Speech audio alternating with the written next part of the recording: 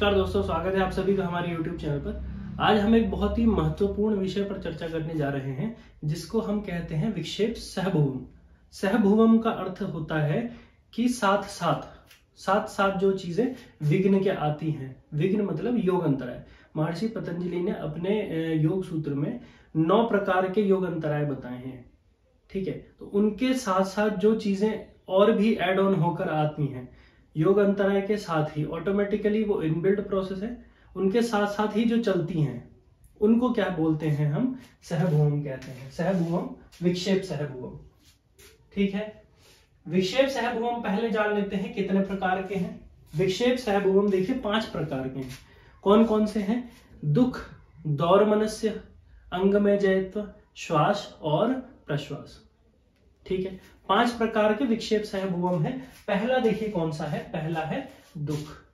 तो देखिए दुख क्या होता है? दुख है इंद्रिय या शरीर में किसी प्रकार की पीड़ा होना। इसको हम क्या कहते हैं? दुख कहते हैं। मान लीजिए आपके शरीर में कहीं पर दर्द हो रहा है तो वो भी दुख है। ठीक है, आपकी इंद्रियों में किसी प्रकार की विचलता है, या आपकी इंद्रियां किसी वजह से परेशान हैं आप, या आपका चित्त स्थिर नहीं है, तो उसको भी हम क्या कहते हैं? एक प्रकार से दुख ही कहते हैं।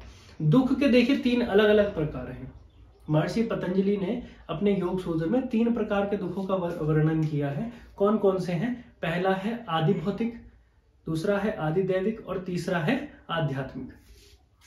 देखिए इनको इलेबोरेट करते हैं। कैसा है कि आदि दैविक जो दुख है वो कैसा दुख है? दैविक का मतलब आप यहाँ पे जो दैविक वर्ड है उससे आप समझ सकते हैं कि जो देवताओं की वजह से, जो देवताओं की वजह से जो दुख है, या जो हम जिनको भी ईश्वर मानते हैं, ईश्वर के कारण जो दुख पैदा होते हैं वो क्या है? आदिदैविक दुख है। फॉर एग्जाम्पल मान लीजिए कि घोर सर्दी पड़ रही है, ठंड से कई लोगों की मौत हो रही है, तो किस प्रकार का दुख है? आदिदैविक है। गर्मी पड़ रही है, बहुत ज्यादा गर्मी पड़ रही है, सूखा पड़ गया है, पानी नहीं है पीने के लिए, किस प्रकार का दुख है? आदिदैविक दुख है। भूस्खलन हो गया है, किस प्रकार का दुख है? आदिदैविक दुख है। देखिए आदिदैविक दुख जो है उसको इंग्लिश में क्या कहते हैं? Natural disaster. नेचर के द्वारा करी गई कोई भी चीज क्या है? प्राकृतिक कोई भी घटना अगर हो रही है और उसके कारण किसी मनुष्य को या किसी भी जीव को दुख पहुंचता है, तो वो किस प्रकार का दुख है? आदिदैविक दुख है। दूसरा देखिए आदि भौतिक।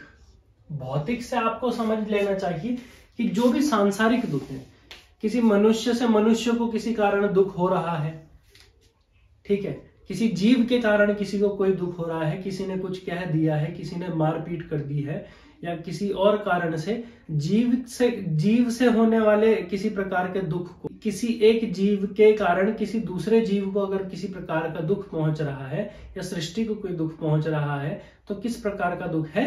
आदि भौतिक दुख है। तीसरा देखिए क्या है? आध्यात्मिक दुख। अब आप कहेंगे कि आध्यात्मिक दुख किस तरीके का दुख है? आध्यात्मिक दुख किस तरीके का दुख है? देखिए जब आपका मन विचलित होता है, जब आपका चित्त स्थिर नहीं होता है, आप कहते हैं कि मेरे को डिप्रेशन फील हो रहा है। डिप्रेशन का मन क्या मतलब क्या है? कि आप उतना ज्यादा स्थिरता फील नहीं कर रहे हैं जितना आपको करना चाहिए। ठीक है, आप कहते हैं कि मेरे को एंजाइटी फील हो रहा है, आप कहते हैं कि मुझको बहुत ज्यादा गुस्सा आ रहा है, तो इसका मतलब क्या है कि आपके मन में, चित्त में या इंद्रियों में कहीं ना कहीं किसी प्रकार का क्या है? इम्बैलेंस हो रहा है, जिसके कारण आपका मन शांत नहीं है, या चित्त स्थिर नहीं है, या आप गुस्सा फील कर रहे हैं। तो ये किस प्रकार के दुख हैं? ये आध्यात्मिक दुख हैं। ठीक है, स्पिरिचुअल चीजों के कारण जो दुख पैदा होते हैं वो क्या है? स्पिरिचुअल का मतलब क्या है? कि आपकी मन की शांति, संतोष, इन चीजों, जब ये चीजें आपको नहीं मिलती हैं तो वो किस तरीके का दुख है? आध्यात्मिक दुख है। ठीक है, दूसरा देखिए, दूसरा क्या है? दौर्मनस्य। दौर्मनस्य क्या है? कि इच्छा पूर्ति न होने पर, इच्छा की जब आपकी पूर्ति नहीं होती है, तो वो इच्छा पूर्ति न होने पर जब आपका जो मन है वो दुखी होता है, तो उसको हम क्या कहते हैं? दौर्मनस्य कहते हैं। ठीक है, दौर्मनस्य कहते हैं किसको? जब इच्छा की पूर्ति ना होने पर आपका क्या है? मन जो है वो उदास हो जाता है। उदासीनता जब छा जाती है किसी चीज के प्राप्त ना होने पर, वो क्या है? दौर्मनस्य है। तीसरा है अंगमय जयत्व। देखिए अंगमय जयत्व को समझना बहुत ज्यादा जरूरी है। अंगमय जयत्व में क्या है कि शरीर की जो कंपन है इसको हम क्या कहते हैं, अंगमय जयत्व कहते हैं।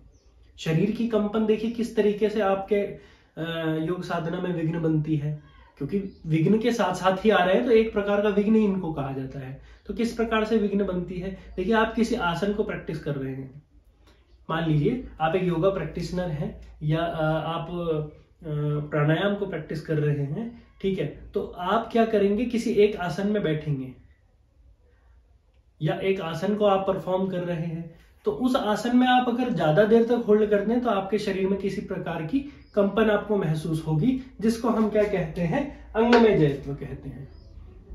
यही वो विघ्न है, अंगमय जयत्व, ठीक है। जब हमारा शरीर कंपन करने लगता है उसको हम क्या कहते हैं, अंगमय जयत्व कहते हैं। देखिए चौथे नंबर पे है श्वास। अब देखिए श्वास और प्रश्वास ये एक दूसरे के पूरक हैं, ठीक है। श्वास मतलब सांस को अंदर भरना और प्रश्वास का मतलब सांस को बाहर छोड़ना या प्राणवायु को बाहर छोड़ना। तो देखिए श्वास और प्रश्वास आपके योग साधना में विघ्न कैसे बनते हैं।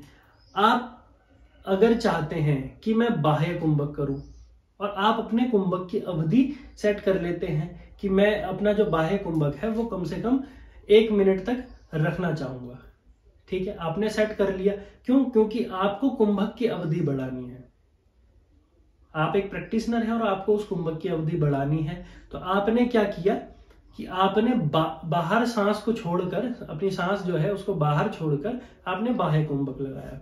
तो ना चाहते हुए भी जब एक अवधि के बाद आप खुद ब खुद सांस भर लेंगे, वो तो आपका इनबिल्ट प्रोसेस है, जब आपको सांस नहीं मिलेगा तो वो सांस आप ऑटोमेटिकली भर लेंगे, वो तो आपके बस में नहीं है ना।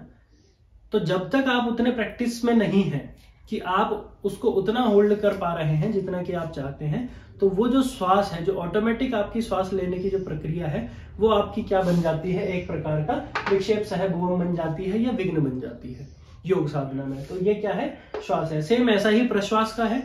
आपने बाह्य कुंभक आपने अंतः कुंभक लगाया और अंतः कुंभक लगाने के पश्चात आप चाहते हैं कि मेरी अवधि इतनी होनी चाहिए, और वो अवधि उतनी ना होकर क्या होता है कि आपका खुद ब खुद प्रश्वास हो जाता है, मतलब आप सांस को बाहर छोड़ लेते हैं ना चाहते हुए भी।